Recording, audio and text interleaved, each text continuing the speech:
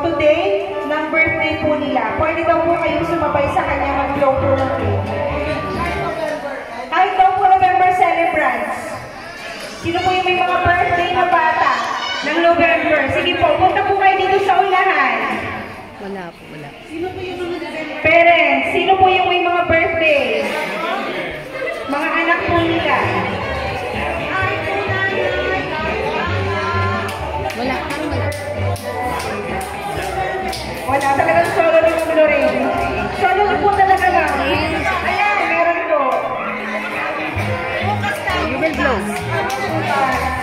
LA. You will blow the cake, ha?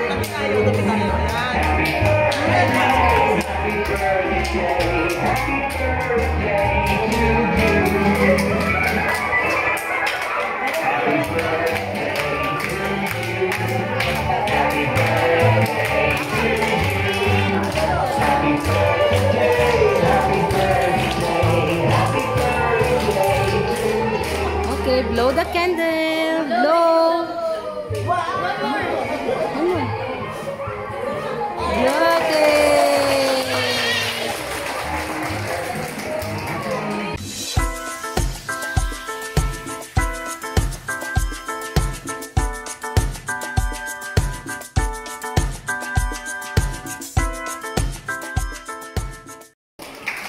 Salamat po.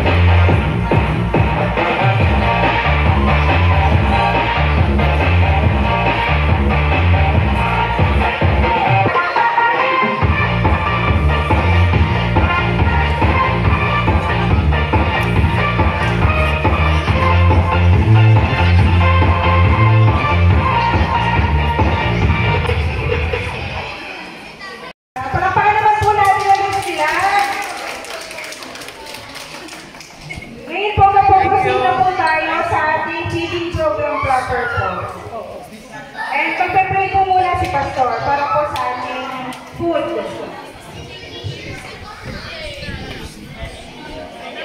Okay po, hindi na po lahat tayo po tumayo para po sa ating pong prayer. Okay, mga bata, kayo na lahat. Tayo po ay manalangin. Ama natin Diyos, marami pong salamat sa napakagandang hapon na ito.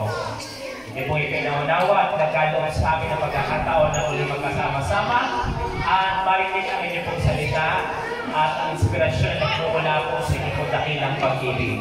Maraming salamat din sa kaarawan po ni Ma'am Lorraine na siya po ngayon and ngayon ang kanyang nagka-50th birthday.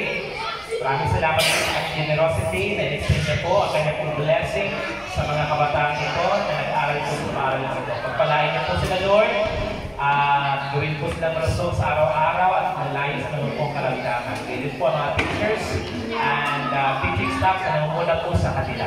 Pagpalain niyo po ang mga parents na mga kabataan ito at sama-sama kayo po inyong pagpalain at ang pagkain po naman ang inyong kakainin ay magbigay po ng kalakasan sa inyong pangangatawan. Ito po ang isang magdalangin sa pangalan ni Jesus. Amen.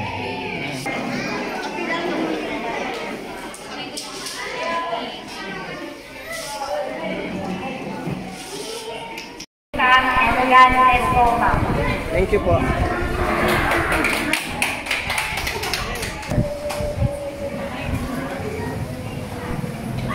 Maraming salamat po muli sa Adventist Community Services at kay Ma'am Lorraine Bayon.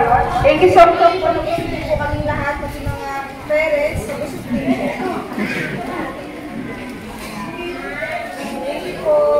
So sana po ay nagustuhan nyo ang ating video. Kung nagustuhan nyo po ang ating video, please like, share, and subscribe. And don't forget to hit that notification bell para ma-update kayo sa mga current videos ko. So until my next video, this has been Lorraine reminding you that God loves you. Bye-bye!